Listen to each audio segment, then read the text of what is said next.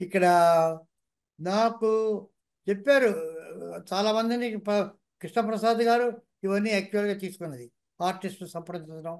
ముఖ్యంగా నాకు విజయశాంతి గారిని ఎప్పుడు మీట్ కాలే యాక్చువల్గా. నేను ఏ రోజు ఆమెతో దీని గురించి సంప్రదించలే, నాకు దాని గురించి తెలియదు. అది ఆయన పాటికి ఆయన వాళ్ళు బాలకృష్ణ గారు అంత అనుకొని విజయశాంతి గారు ఉంటే బాగుంటుంది. ఆమె చాలా ఎక్సైట్ అయింది పాపం, తప్పకుండా చేయాలని. కానీ టైము కాల్ షీట్స్ వాటి మీద ఉంది. ఇక్కడికి 10 రోజుల తర్వాత నాకేమిటంటే ఈ పర్టికులర్ సబ్జెక్టు భవిష్యత్తులో రావాలి, అవుతే టైము ఆర్టిస్టు వాళ్ళ వాల్యూ వాళ్ళ పర్ఫార్మెన్స్ ఎంత ముఖ్యమైనా ఈ పర్టికులర్ సబ్జెక్ట్కి టైం అనేటువంటిది మోర్ ఇంపార్టెంట్. వాళ్ళు అవైలబుల్గా ఉండడం మాకు ఈ సబ్జెక్టు మోర్ ఇంపార్టెంట్.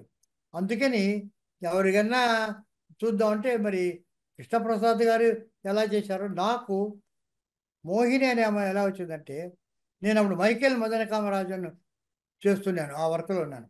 సో ఆ, పంజు అరుణాచలం గారని ఆయన నాకు చాలా పరిచయం. ఒకరోజు మాట్లాడుతున్నాను ఆయనతో నేను.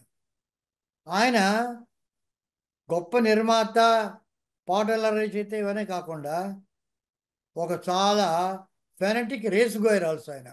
ఎప్పుడు హార్స్ రేస్ పుస్తకం పట్టుకొని ఉంటాడు ఆయన.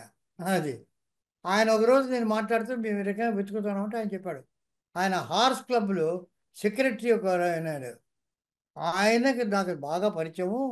ఆయన కూతురు ఒక ఆమె ఉంది మోహిని అని, ఏదో ఒక పిక్చర్ చేసి తర్వాత ఎవరో చెప్పారు శ్రీరామ్, పిసి శ్రీరామ్ కూడా ఆమెకు ఏదో తెలుసు అని చెప్పారు, నాకు తెలియదు అది. ఈయన వెంటనే ఫోన్ చేసి అది అరేంజ్ చేస్తే వచ్చి చూసి సెట్కి వచ్చింది, టెస్ట్ చేసాం. మెయిన్ మాకేంటంటే అందంగా ఉంది, డ్యాన్స్ చేస్తుంది, అంతా చేస్తుంది, కొత్త ఏదో ఒక పిక్చర్లో చేసింది. కానీ availability through out through out the picture availability అది ముందర అడిగాం. నాకే అభ్యంతరం లేదు, షీ ఈజ్ ఎక్సైటెడ్. ఇటువంటి పిక్చర్ దొరకడం కట్టడం నేను తప్పకుండా చేస్తాను. ఆ అవైలబిలిటీ చాలా ఇంపార్టెంట్ అయింది. సో ఫ్యూచర్కి వెళ్ళినా, కృష్ణదేవరాయలకి వెళ్ళినా, ప్రజెంట్కి వెళ్ళినా త్రూ అవుట్ ఆమె ఉండింది. అది చాలా మాకు ఇంపార్టెంట్ అది. అందుకని ఆ మోహిని అవన్నీ బుక్ చేశాం.